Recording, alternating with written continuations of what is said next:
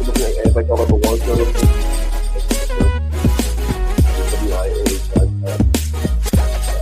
Juan on Rainier Avenue Radio .world here today.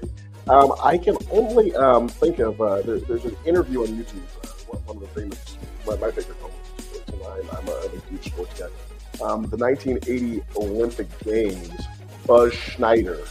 So you're way too young to how big an event that was. But the United States beat the Soviet Union in hockey, and it was an unbelievable spectacle. And Buzz Schneider was with Al Michaels 4 days later, and these were like unknown hockey players, and they won the gold medal. They beat the invincible Soviet Union, and they became. I don't think that they have paid for a drink ever since.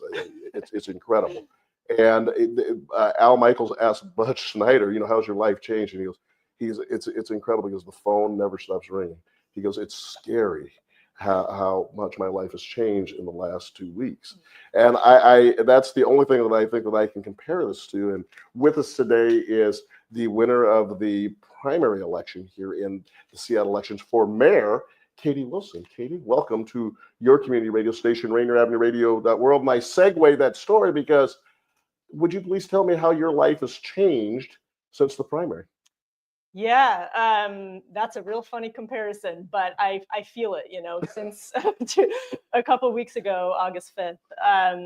Yeah, I mean, the phone never stops ringing. What can I say? It's the volume of communications has gone through the roof. And, it's very weird to walk around the city, especially in my own neighborhood in Capitol Hill, and to have people recognize me and, congratulate me. And, I'm kind of a private person, so this kind of publicity is definitely a new thing for me. What prepares you for this?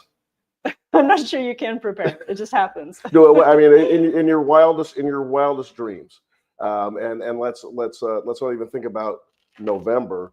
In your wildest dreams, did you ever think that it would be this big, that you would become a household name in this community and really in this region? Over my career, I have not had the ambition to run for office. So it was a very quick decision-making process for me early this year. So this is definitely not what I expected to do this year. Yes. Well, take it from somebody who has had ambition for running for office. It's remarkable, and we congratulate you. And here on Rainier Avenue Radio, we congratulate you on your victory in the primary. And now you have 2 months to go. A little bit of I guess it's a little bit more than a sprint, but you have 2 months to go in this, and you're taking on the incumbent mayor. What was the last straw?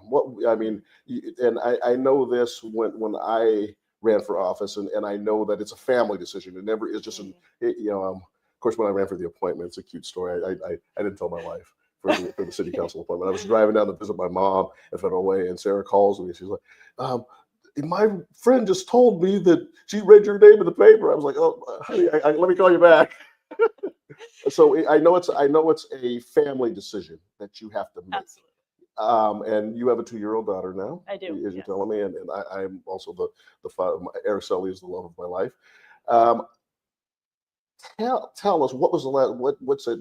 I'm going to do this. Yeah. So for me, it was the special election that we had here in Seattle in February on a measure to fund Seattle's new social housing developer. And that measure passed in a landslide. So Seattle voters told us very strongly they want the city to develop publicly owned, permanently affordable, mixed income housing. And our current mayor was the face of kind of the opposition campaign, right, which was funded by Amazon and Microsoft and the Chamber of Commerce. And when I saw that measure pass, I was thrilled because I'm a supporter of social housing. But I also realized how important it is that we have someone in the mayor's office, that we have city leadership that's going to be fighting to make that work, right? And to me, this goes back to the affordability crisis that so many of us are feeling right now, right? I'm a renter. My family lives in an apartment.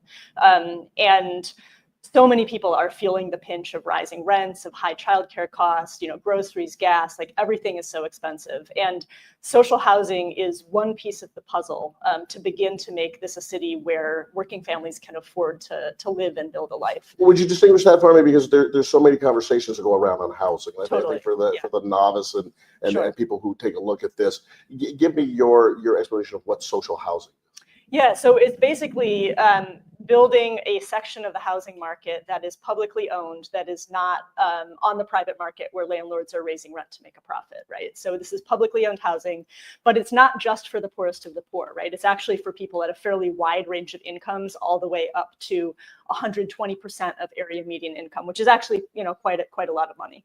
And what this model allows you to do is a couple things. First of all, it allows for this mixed income housing, which is not, I think one of the critiques of the way that public housing or affordable housing has sometimes been done in the US is that it ends up being kind of segregated, right? You have all the poor people are over here in the projects, and then you have the rich people over here, right?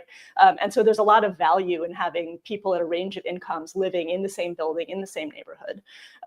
And also, because of that mixed income model, it means that there's kind of a cross subsidy of rents going on within the social housing portfolios so that it becomes financially more self-sustaining. So it doesn't need, once you get going, it doesn't need to be just continually fed by a stream of tax revenue. And it's not, actually some Seattle Housing Authority and King County Housing Authority buildings are kind of social housing, so it's not unprecedented at all. But it's definitely a less common model of doing affordable housing in the US. Now there's other countries in the world, other cities, Paris, Vienna are a couple of examples that come up often where like a large part of the total housing in that city is actually social housing. And it really helps to moderate rents on the private market as well, because then private landlords are having to compete with basically a public option. And so they can't raise their rents through the roof because no one's going to choose to live there. As mayor, tell me how you would stand up to the Amazons and the Microsofts and I shouldn't say Microsoft. I'm sure the big businesses and I would believe that would be the chamber. How would Katie Wilson stand up and say, something, I'm going to support this and I'm pushing your whims away? Well, I've had a lot of experience of that in my career, right? Back in 2020, I led on designing and passing the Jumpstart payroll expense tax, which is Seattle's kind of landmark tax on wealthy corporations, including Amazon. And that really prevented devastating service cuts during the pandemic. It allowed the current mayor to balance the budget for the last 4 years. So that's a really important progressive revenue source that I helped to implement. And, I think, at the same time, I will say that being an advocate on the outside, an organizer on the outside, is different from being the mayor, right? And as the mayor, I will have to work with the Amazons of the world on some things, right? But at the same time, not be pushed around. And, we are going to need new progressive revenue. And so there's going to be times when, I'm going to have to lay down the law and say, like, look, we're going to agree to disagree, but we're going to pass this policy that you don't agree with, right? But then on other things, we are going to need to work together because they're obviously critical stakeholders in our region. And so just to give an example, right, I think on homelessness, right, like downtown homelessness, like we all want downtown to be revitalized. And I think the business community downtown has a very, very important role to play. And they're already very involved, right, in figuring out how do we address the homelessness crisis in the downtown area. And the city is going to need to partner with them really closely on that. And at the same time, there's going to be other issues like taxes where we're probably going to have to agree to disagree. She is the leading vote getter in the primary election, which was 3 weeks ago here in the city of Seattle. She is Katie Wilson, and she is with us on Juan on Rainier on your community radio station, Rainier Avenue Radio.world. I had a zillion questions when I was sharing with people that I was going to be having a conversation with you.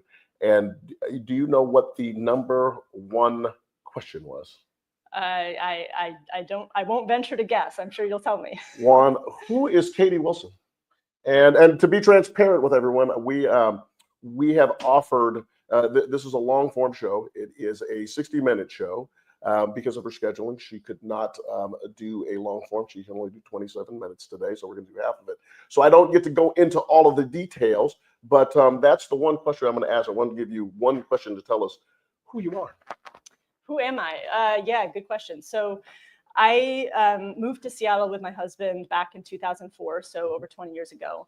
And you're Seattleite now. Yep, Seattleite now, definitely. I mean, I basically spent my whole adult life here, right? So I was, 21 or so when we moved here. And, when we first moved to Seattle, it was a very different city, right? This was before the tech industry just really exploded in Seattle. And, we moved here and I worked a bunch of just kind of random jobs to pay the bills. So I actually worked at a boatyard down on Lake Union for a while.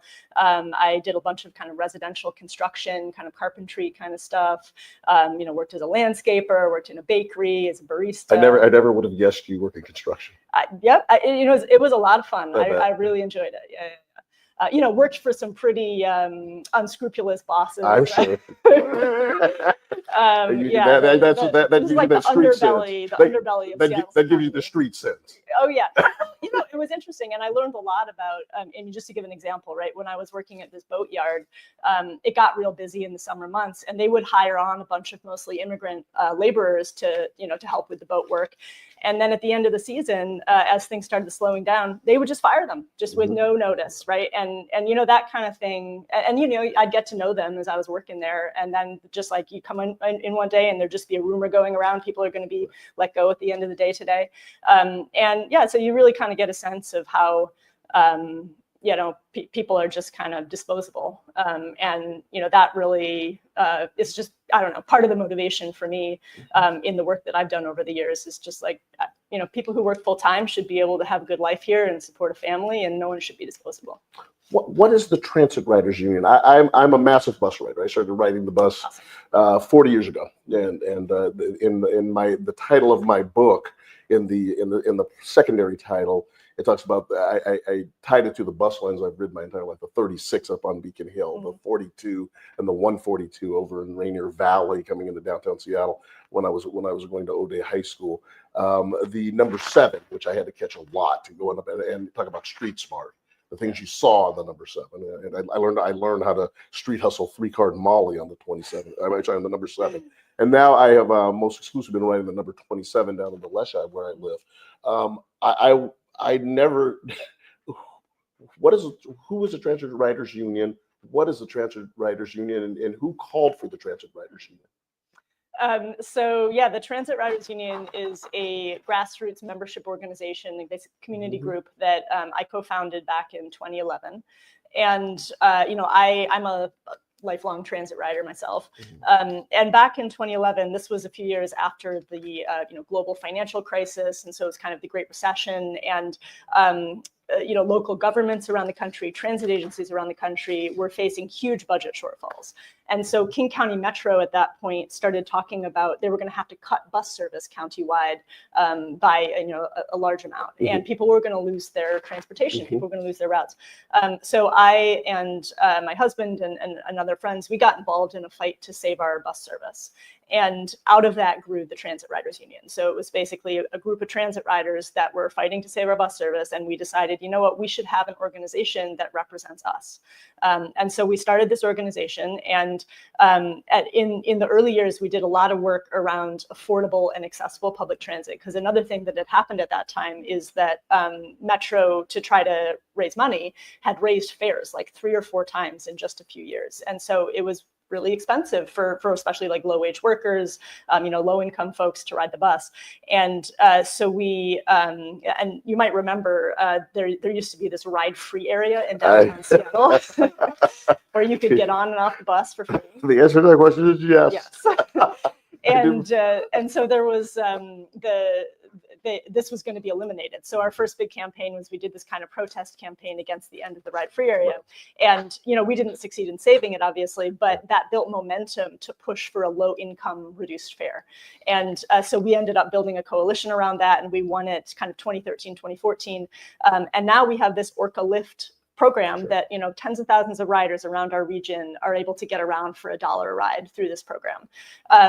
Back in 2015, we and this is one of the campaigns that I'm most proud of, we supported Rainier Beach High School students who were fighting for free transit for youth, because at that time, only, some students got kind of like a free bus pass, but only if you lived like more than 2 miles away from school. And so that's a long walk, right? And so there were a lot of students whose parents couldn't afford it, but were having to pay like $50 a month just for them to have a bus pass. So the Rainier Beach High School students took the lead, and they fought for free youth transit, and we won, right? And we won that in Seattle, and now that's expanded to statewide. So that's a lot of the work that we did in those early years, as well as, of course, just fighting for funding, sustainable funding for our transit system. And actually, you mentioned the 27. We did a whole fight with 27 riders to save that route, because that route was on the chopping block for a while. And so we did a petition and, rode that bus and gathered signatures and put pressure, and we're able to save that bus route. There's always the east to west routes that are so interesting, right? The north to south routes, and some of the routes that go over to the east side in different places, but the east to west, the number 8, for example, so very in one that's always usually talked about, the 27 and some of these routes that are essential to the communities that have them. But the rest of the city, they're like, geez, it's not in my neighborhood. Well, the 8's a great bus, and that one, I love the 8. It is. I love it partly because it goes right next to my apartment, but it also it hits so many neighborhoods, right? It goes down to the Mount Baker Transit Center, and Madison Valley, which is like where my daughter goes to preschool, and it goes up through Capitol Hill and then all the way to Seattle Center. So it just really like connects so many neighborhoods in the city. I love that about it. Katie, one of the areas that a number of mayors have tripped up over has caused issues over the last, I would say 25 years, probably since the history of the city, is the police department. And obviously the current mayor, Mayor Harrell, had some issues going on there. It ended up with a decision he made to keep the interim chief who he inherited. The situation and the internal issues that have gone on there, and there's been lawsuits and shots lobby back and forth. And fortunately, Chief Diaz ended up resigned and fired. I don't know how you characterize what happened to him. Then Sean Barnes comes in from Wisconsin, and obviously there's been some articles about some of the things that in regards to his hiring and his position and how he's handled certain areas. It seems like that's tell us what your thoughts are and what would happen in a Wilson administration with the police department, and how do you handle, and what is your experience dealing with especially the Seattle Police Department? Yeah, this is a huge question. And as you say, like, our police department has been very troubled for a very long time, and especially over the last 4 years, with the choice of Diaz, which I think was a very poor choice, right? There were other very qualified internal candidates who could have been chosen instead of him. And I think if the mayor had done more due diligence, there were definitely red flags that would have come up. And so, the other thing about the time that Diaz was in power there was that, we, not just lawsuits, but we lost a lot of high integrity leaders in the police department in that era. So that was a really big mess. I think there needs to be strong leadership from the mayor's office to reform the police department. And, we have this ambitious goal of 30 by 30, right? 30% of our police officers should be women by 2030. We are not on track, right? And part of that is, right, we've had lawsuits alleging discrimination by gender and also by race in the police department. So it's it's not a good working environment. With all due respect, to any gender, any color, any race. And this is just Juan Cotto speaking, and I wasn't a big fan. I felt that Shama Sawant did more to damage the credibility of the police in our community. What kid growing up and seeing those allegations and things that she lobbied against the police, who would want to be a police officer? Yeah, I think that being a police officer is a really hard job, and especially today when we have, homelessness crisis, we have a lot of people who are addicted to drugs and unsheltered, right? police are really on the front lines of those crises and dealing with really, really difficult situations every single day. So I think we need to recognize that. And at the same time, we also need to have, high standards of accountability. And we need to build that trust between our department and our officers and the communities that they serve, right? Because ultimately it's a public service. And I really think that we can make progress in that respect. And part of that is, we have this care department now, right, which is our alternative response for crisis calls that don't require an armed police response. We need to expand that, right? Because I think part of the problem is that we're relying a lot on police overtime right now, right? So we have officers who are exhausted and who are being required to go to calls where they're not even the right responder. It's just not a good job, right? And it's stressful. And so I think we can do a lot to just make the quality of the job better for our officers, and at the same time make sure that we have that alternative response, so that there are other cities that have gone a lot further than Seattle in expanding that alternative response and making sure that the right person is responding. Under a Wilson administration, what would be the model city? What cities are doing it well that you would say I would look like that we would want to take some of the practices of X city? What would that look like? I mean, Albuquerque and Denver are two which have significantly larger alternative response departments than Seattle and seem to be doing a really good job at that. There are also other functions, not kind of crisis calls, but for example, responding to non-injury traffic accidents. New Orleans recently civilianized that role, and their police response times went way down because suddenly their police were freed up to focus on those calls that require an officer response. And so civilianizing, taking down reports of property crime. So there are these other functions which we can separate out, which really allow our officers to focus on like their work. So I would, really want to advance that. And then I think it's very important that we begin to develop a culture within the police department where we can hire and retain women officers. Just where, how do we change the perception of what the job must look like? I think it's been bastardized. How can we, and I think you're spot on about how do we change the perception of the position where a young kid at Rainier Beach High School who happens to be African-American, who's heard all this guff about being a police officer, I see the opportunities in it. You get to see it is a stable job. It is a great career path. Also for a young woman as well. Let me make that clear. As I have a 12-year-old daughter, I want to make that point clear. But this is a stable position, and you get to serve your community. How do we change the perception that the kids have grown up with about the Seattle Police Force? Yeah, I mean, I think that's going to be a process, but I think also, there's a question of the role of police in the communities that they're policing, right? And I think the more that we can hire officers from the communities that they're going to be serving, I think that's really important, right? As opposed to having officers coming in here who, live far away and aren't necessarily like really deeply familiar with the communities that they're going to be policing. So the more we can hire up from Seattle, the better. And then it's really about building those relationships between the officers and the communities that they're going to be working within. And some of that is the model of policing, right? So as opposed to just having a reactive model where officers are kind of driving around and then responding to calls, I think having more kind of that community policing model where officers are really connected to a specific neighborhood and building those relationships, I think that can really help. So I'd very much like to work on that. Katie, can you put up with me for 5 or 6 more minutes? Here we are. She is Katie Wilson. She is the leading vote getter in the primary election 3 weeks ago here in the Seattle area.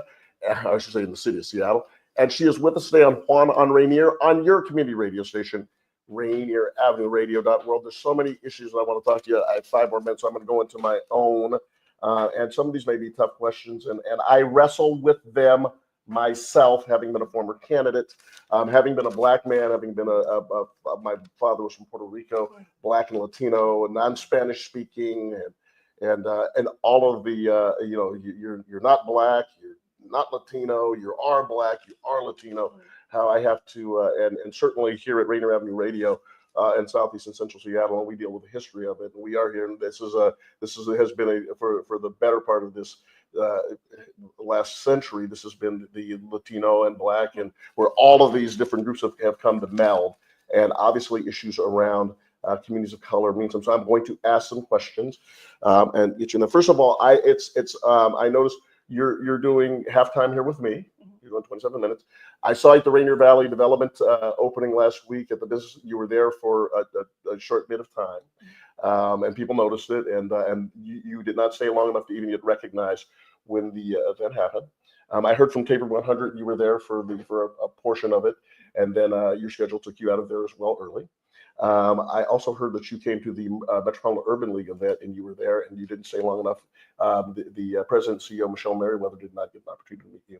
And I'm just wondering, and trust me, because no one who's run for office has been criticized more from Truth and So I ask you this, and I would like to give you an opportunity to explain this, because there are questions that I certainly have had to deal with. Certain people have said to me, is she only going to expect halftime in communities of color? How can you talk, I believe it was Tabor, you talked about building relationships with the community. Do you feel you need to be there more to establish those relationships? I don't think that you have deep ties to some of the communities of color. And trust me, that it takes a lot of work, and it comes with a lot. So bless you on that. How can you build those? And is it your plan? Do you have a plan where you're going to really increase your time and build some of these relationships out? Yeah, absolutely. And, I think the first thing to point out, as you well know, is that like communities of color are not a monolith, right? So, we have incredible diversity. I've said something very similar. Yes. Yeah. So, we have incredible diversity in Seattle. We have, immigrant communities. We have, even within the kind of Black community that's been here for a long time, right? There's a lot of diversity and different opinions and different interests. And so, over my years of work as a community organizer, right, I built some of those relationships, but I'm very aware that I do not have relationships with everyone. I do not have, the deepest understanding of every single organization and community and their history and their, present needs. And so, yeah, I'm doing my best at this point to reach out and talk to as many folks as possible, as many communities and organizations as possible. And I'll continue to do that. So I definitely welcome, if I haven't already reached out, like I welcome people to also reach out to our campaign, and we will make time. And yeah, for me personally, I'll say just on the time thing, like normally I'm a very responsive person. So people email me, I email them right back. And like people want to meet with me, I'll meet with anyone for as long as they want. Like that's my personal Not anymore, sister. But that's just isn't how it works anymore, right? And so like my campaign team is trying to like really push me to like, okay, we need to protect your time because there's a million people who want to talk to you every day, right? But no, I will make that time because it's important, right? And I think that speaking specifically about the Black community, obviously there's been just like displacement happening for decades and decades and continuing, right? And it's very, very important as we're thinking about housing affordability and how do we make sure that like working people can live here, right? Is that we have targeted approaches and because we can't just keep losing people, right? People can't, have to move out of Seattle because they can't afford to live here or they can't afford their property taxes or whatever. And so I'm very committed to continuing to build those relationships both over the next 2 months of this campaign and assuming I'm successful once in office. This is a question that I asked Jenny Durkin. Okay, and I'm raising a young Black woman, a young Latina woman. I understand the challenges that they face, and I think that the perception of men change. And someone told me this: when you have a daughter, Juan, the perception of men changes. Trust me, but the perception of my life. I'm sure your husband's probably gone through similar things, in terms of how we view life and how we view roles for women, how we view opportunities for women, and someone who's spent his life in the social construct and conversations around that. But I asked Jenny Durkin this at an Urban League function. The feminist movement, and I had the pleasure of meeting Gloria Steinem when I was working on Patty Murray's campaign in 1992, and she thanked me for all that I did. She said, "Thank you so much for helping women." I said, "I feel like I'm helping the best candidate." The feminist movement has been great for, in my opinion, the LGBTQ community, especially the lesbian women, and for white women. I think historically, and we've seen it from an academic perspective, it has been the affirmative action has helped white women more than any other group of people. I think that has been proven. I think that those studies are there. But I would love to get. This is what I asked Jenny Durkin. I'm going to ask you, as the potential mayor. What has the feminist movement done for Black and Latino women? Yeah, I mean, it's a good question. And I guess I'm not a scholar of the feminist movement. I mean, I guess I don't really I certainly agree with many of the goals of the feminist movement, especially regarding like equal pay and opportunity and education and all of this. I don't necessarily go around with feminist written on my shirt or something like that. But yeah, I mean, I think that. And I hope you understand where I'm coming from for the question. Yeah, totally. Yeah, Okay. yeah. No, and I mean, I think that. Are we being told to wrap up? Sorry. You go ahead. Finish your thought. Yeah. No, I mean, I think that we have a lot of work to do there, right? And I think when we look at opportunity and pay, like women of color, Black women are definitely not where they need to be, right? Like, and where they should be and deserve to be. And so I think in Seattle, when we look at our focus on, on education and on affordability and on like programs that we're using to lift people up, we need to make sure that we're targeting those in the right way, and that we really are giving that opportunity to people.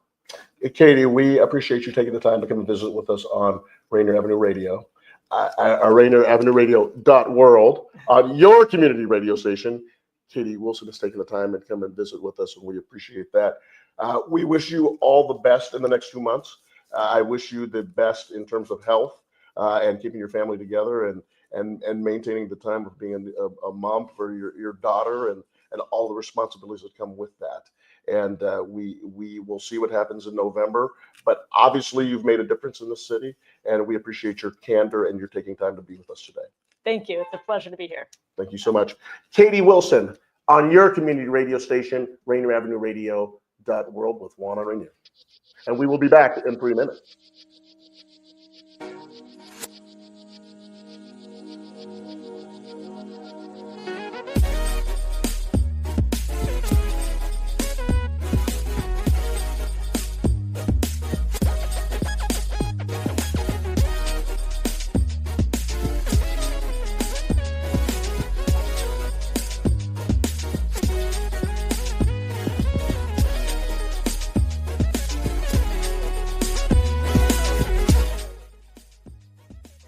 With the Rainier Avenue Radio traffic update. You can listen to us in your car 24/7 anytime by downloading the free TuneIn app. Once you do, search Rainier Avenue Radio. And remember, do not curse out your fellow drivers. This has been your Rainier Avenue Radio traffic update.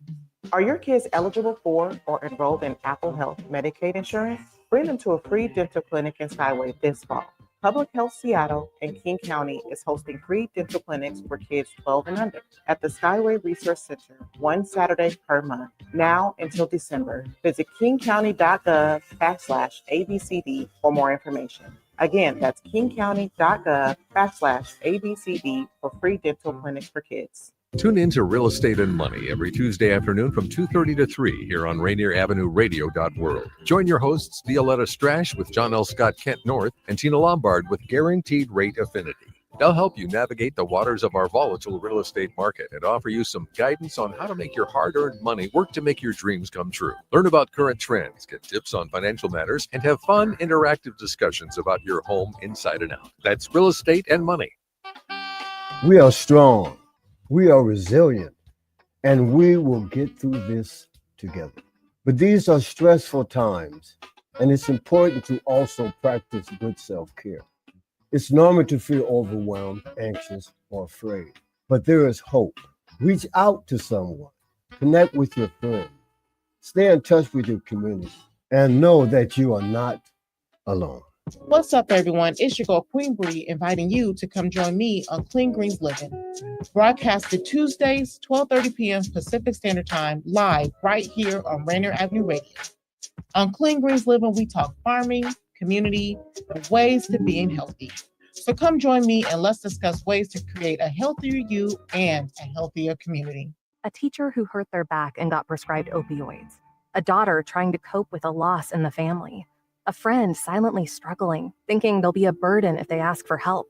People with addiction come from all walks of life, and the truth is they stand a better chance at recovery with our support. Reaching out and sharing local resources can make all the difference. Don't count them out. More people recover with support. Find more ways to help at supportaddictionrecovery.com. That's supportaddictionrecovery.com. You are listening to Rainier Avenue Radio.world. Don't forget to log on www.rainieravenue radio.world.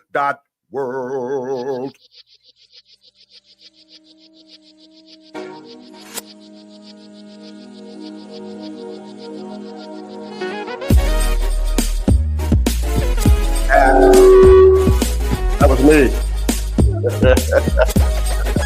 Having too much fun on your community radio station. Get it? There you go. We're having too much fun on your community radio station. Rainier Avenue Radio.org. This is Juan Cotto with you from the historic Columbia City Theater on Juan on Rainier, and we just had the pleasure of speaking with Mayoral Candidate Katie Wilson, who is running for mayor. And I tell you, in terms of the challenges of doing a radio show, Daniel, 27 minutes goes by so quickly. I mean, I kept looking at the clock, and it's just like the other.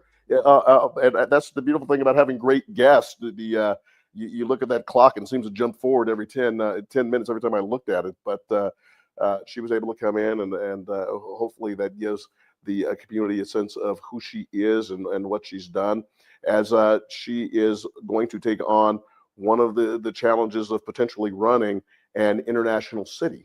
And in that 27-minute segment, we hopefully had an opportunity to give her an opportunity to share what her vision is and what she'd like to do. I thought she said some interesting things.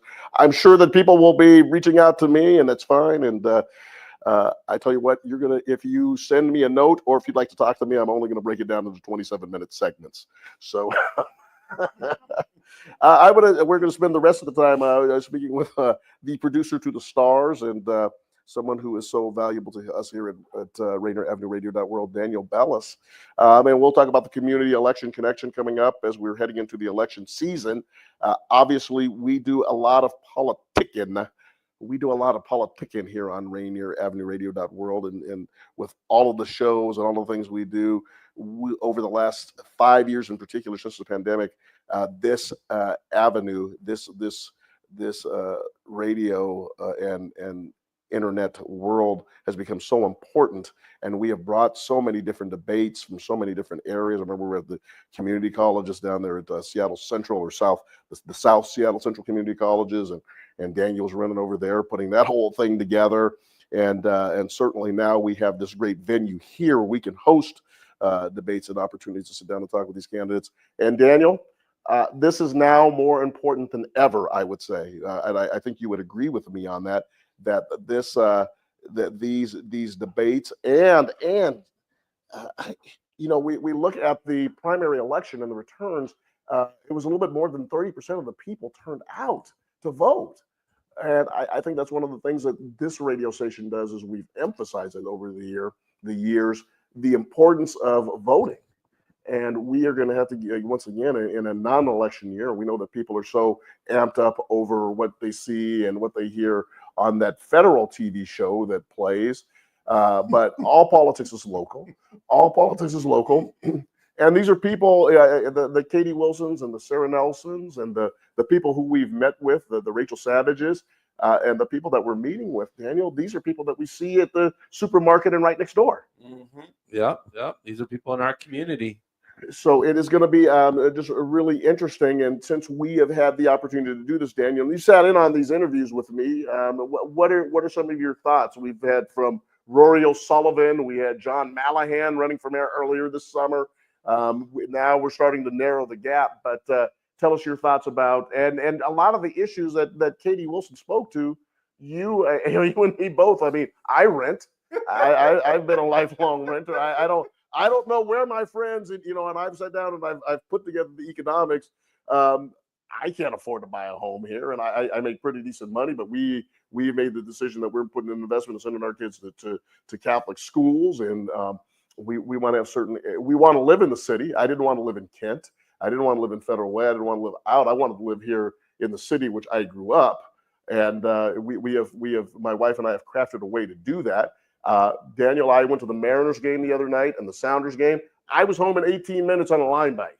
Right. And I think about kids that I speak to who play sports and do stuff. A lot of them, and they live in Federal Way, Kent, Auburn. they've never been to a Mariners game, which is mind-boggling. You know what I mean? That's 26, 27-mile trip, and my kids go to games all the time and don't even think about it. So we go to plays. My daughter has sat at the front row, the first row of Hamilton. There's certain things that living in the city, I have always felt that were so important, and I wanted to give to my children to be able to afford to be able to live into the city, because I think that cities are vibrant, and I think that cities, when they are safe, are the best places to live, certainly not only in this community, but in communities across the country. And I just want to get your thoughts. What are those things? Was there anything that she said that resonated with you in regards to the fact that you're also a renter and you're also a person who's made the decision to live in the city and have to deal with all that comes with it? Yeah, that's true. That's true. We have, like she mentioned, we have an affordability crisis. You mentioned Mariner games. You have to give up a hard-earned loan to get a seat. Everything costs so much. Food costs money. Rent costs money. Gas costs money. Or you could take transit. Well, that adds up. Anything that you want to do in this city, it costs money, and it's more money than you can afford, because although we've been able to raise our minimum wage, prices continue to increase on that end as well, because people are willing to pay more because they have we talked about the tech jobs, they have more money to spend. So as the tech job people with these tech jobs continue to come into Seattle and the population continues to increase, while older Seattleans continue to leave, these people are paying more, and that is increasing prices. While as the rest of us who just live, paycheck to paycheck, we're either choosing to leave or choosing to live by just trying to fight it out cent to cent. It's interesting, the whole thought of it, right? I mean, and someone was explaining to me that the whole emphasis could be around like a regional development program, right? When you're young in your career, you live in Federal Way, Des Moines, Auburn, and then as you start to make more money, you might move into a Renton or some of the cities as you're getting a little closer. Then finally, when you're in your 40s and start to raise your family, you move into Seattle. And Daniel, I get that from a perspective of looking at how we build and mode. But I grew up in Seattle. The same thing. I mean, I spent a lot of time down in the South in Seattle, which obviously I'm very partial to. I didn't particularly want to live in Auburn or Kent or Federal Way, and I'm sure that if you talk to people down in those areas that grew up in Federal Way, Kent, Auburn, Renton, they like their neighborhoods too. Yeah. They like where they grew up, and certainly, they attended the University of Washington and they get their jobs, but they tend to kind of stay in the areas and maybe further south in the South End. A lot of my friends that I went to O'Day with, who have become quite successful in their careers, they still live in the same areas that they kind of, we're South End guys. And I think that's the cool thing about a neighborhood, right? Is that there's a grittiness and you define your own grittiness and you define your own characteristics of where you want to live.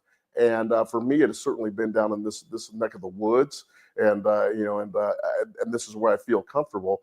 But she touches on some things. I think the mayor touches on some things. Sarah Nelson has touched on some things. It's how do we make this life affordable? Yeah. And what do we need to do? Do we need to the type of density that we need? And multi-use family housing, and looking at different ways that we can structure these things. And I think that this is what our city is up against right now. Otherwise, we're going to lose the soul and character of Seattle, and that would be a shame. Yeah. That would be a huge shame. And but I'll tell you what, the bigger shame would be to lose Rainier Avenue Radio. So if you want to make a donation on Venmo, you certainly can do that. And if you enjoy this type of conversation, this type of programming, please. What is how big a surprise was it to you to see candidate Wilson outpoll candidate Harrell in the primary? Doesn't surprise me in the least, because usually after usually things follow what's going on federally. So there's always a response after. You always talk about the midterms or whatever. It's always a change to the other party. So even on the local level and an election happening 1 year later, it's still happening that way. It's always a response to whatever's happening federally. One of the questions I want to ask candidate Wilson, I wish that she would have stayed. I was trying to coerce her into staying another 27 minutes. Yeah. I personally think that this current administration, they're going to start pointing their guns at Washington State. I mean, we certainly saw that Attorney General Bondi sent the letter to Governor Ferguson, to Attorney General Nick Brown. We are going to start to enforce. We're going to make Washington State enforce these laws. You are going to. It was really, really clear in that conversation. You are going to work with us to enforce the law that we have with ICE, and we're getting these people out. And Bob Ferguson and he was like, I just don't know how serious to take it, but we're going to stand up. And he brought all of the elected officials there, several from all points of the state of Washington, including Mayor Bruce Harrell, standing up to the administration. Is Katie Wilson strong enough to stand up to the administration? Well, I don't know Katie Wilson personally, but what her vision is for Seattle is a Seattle that stands up to that, because it sounds like she's on the side of immigrants. So you think she has the ability to say, hey, Donald Trump, Pam Bondi, all these different folks, the city of Seattle, we will support sanctuary cities. We are going to support people, and we're not going to let ICE come in here, and we're not going to let people run roughshod and pull people out of our community that are paying their taxes and doing good things in the community. Well, I mean, when you talk about the legal side of things, you have to rope in who's the city attorney on that. The city attorney is doing more of the fighting on that end. I mean, the mayor is going to be implementing policy, but who's enforcing that policy? It's the city attorney. So the city attorney is the one who you expect to go to war with Trump, if that's what you want to do. Ann Davison, our city attorney, and she also she has got a deficit to make up. She is the number 2 candidate. Erica Evans, who we will have on here shortly, and I believe the city attorney Ann Davison also will be on Juan on Rainier Radio shortly. I should say Juan on Rainier shortly. God, it's my own name. I'm spitting it out. They will both be on your community radio station. Let's say it is Rainier Avenue Radio.world. It's the community election connection and all of the rhyming that I'm doing. But they will shortly be on Juan on Rainier, and we will also have conversations with them. If I had to introduce, Katie Wilson is the only candidate, to be transparent. She's the only one who has said that she wanted to do 27 minutes. Everyone else is doing the long form, and I feel the long form gives you an opportunity to really dig in. I had a conversation with her.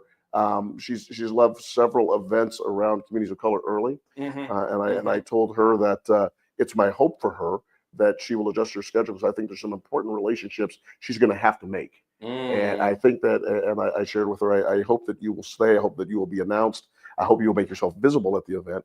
Because I think number one, it's good advice, but number two, I think it's practical. I think she's going to have to take the time to really develop relationships with some of these folks who, number one, I think could grow to help her if she is indeed elected mayor, but also to help her grow in her own persona as mayor of the community. You just don't want to walk in and feel any tension or a sense of comfort with different groups who may be slightly different than you. Yeah. She has a tough road on that, being a white woman in that respect, and having not really mingled in any those type of communities in the past. Like, talk about Bruce Harrell. He has huge inroads with the Black community. And he was a football star here in the city back in the day. So he has relationships that go back decades. And very, very interesting as well. And we've seen it all levels here on Rainier Avenue Radio. Here again in District 2, we have 2 gentlemen. One is an O'Day High School alum, Adonis Ducksworth. He was the number 2 candidate against Eddie Lynn, who we had on Juan on Rainier. and I believe that show is out, and we've been looking at some of those clips from that and some of the ideas. But it seems to me this younger generation, Daniel, certainly I still feel young and spry and energetic at the ripe old age of. But the bottom line issue is that I think that the electorate is moving a little younger, and the ideas and the energy that are coming out of that are starting to benefit some of the younger candidates, do you think? Yeah, I would say so. Obviously you vote for someone that you relate to more, but on the same end, older people vote more than younger people. So you still see older candidates win because those are the people that are coming to the polls. Daniel Bellis and Juan Cotto on your community radio station, Rainier Avenue Radio.world on Juan on Rainier. We just had a visit with Katie Wilson, who is the primary leader coming out of the primary election 3 weeks ago. I believe those results were certified by King County, and she had the lead over our incumbent mayor, Bruce Harrell, who is in the process of finishing up his first term as mayor. He was a longtime city councilman from here in Southeast Seattle. As Daniel referenced, he also was a football star at the University of Washington. He was a linebacker who played on the 1977-78 Rose Bowl team that defeated Michigan. And Bruce's choices to play football were Harvard, amongst other schools, and the University of Washington. He chose the University of Washington. And instead of pursuing an NFL career, he went into law and did quite well as an attorney and as an activist, and certainly has propelled himself. It is going to be a magnificent election for those who like this kind of stuff, and I do. We're going to bring you all of it over the next 9 weeks on your community radio station, Rainier Avenue Radio. Any of the other races interest you at all? Tell me what you're looking at, what your pen is going to touch during this campaign season. It just seems like in almost every race you have a young candidate and an older candidate, or there is a huge generational just gap as far as what is the most important thing in politics. Like some candidates, they emphasize public safety. Mm-hmm. Let's increase the police force. Let's make them more armed. And then other ones, okay, let's take care of the homeless. They're hurting. Let's give them. Let's help them.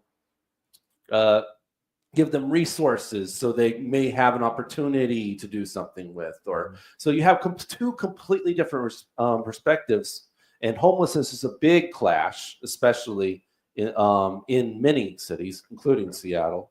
And affordability, like we mentioned before, that's another one that we're clashing on. What is the police and what does that look like?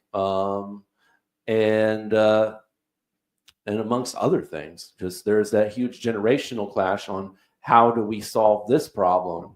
And you got two different sides that are saying two different things.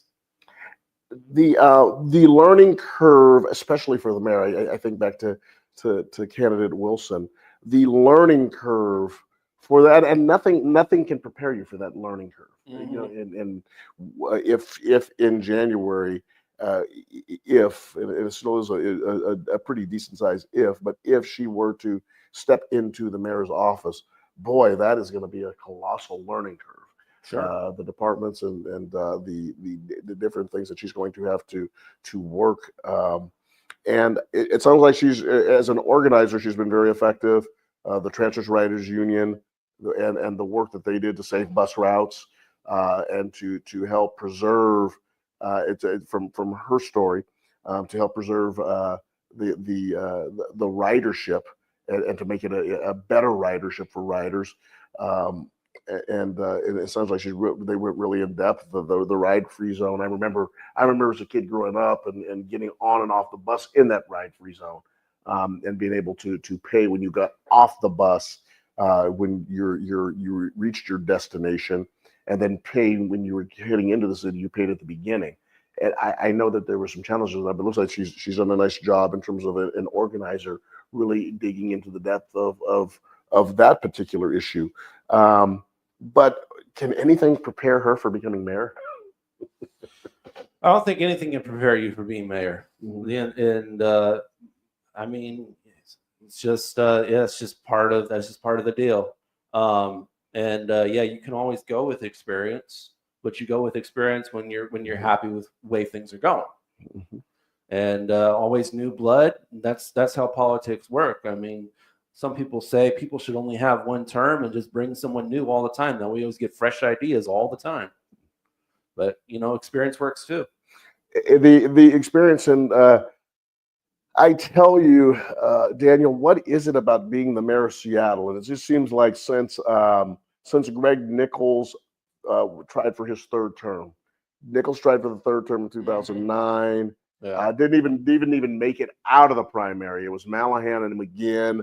Then McGinn was mayor for 4 years, and this is a trend that I've noticed over the last several mayors. It isn't that they get voted out; they are vilified. It's almost like they are stoned.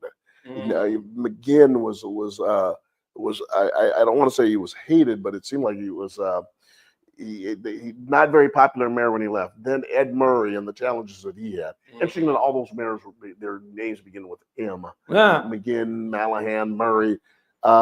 Then we had and obviously the challenges that Murray faced, the very, very public challenges that he faced, and ended up having to resign.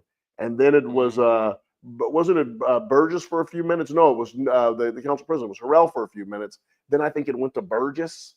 I think it was if I remember, Tim Burgess was there for a hot second. And then Jenny Durkin, who a prosecutor, longtime Seattle family, just a powerful Seattle family in many respects. She comes on. She faced Carrie Moon, another M, the letter M. Carrie Moon in a race, and she was able to defeat Carrie Moon for the mayor's seat. And again, after the end of 4 years, actually 2 years into it, and obviously with the pandemic, Durkin, Jenny felt that she could have won the election, decided not to run. Daniel, I don't know if she would have won that election. I thought also just some of the decisions that she was forced to make.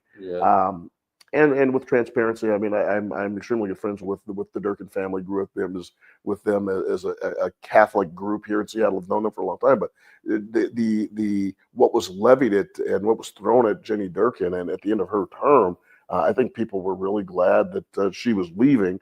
And then that brought us Bruce Harrell, and Bruce with all of his influence and all of his history here.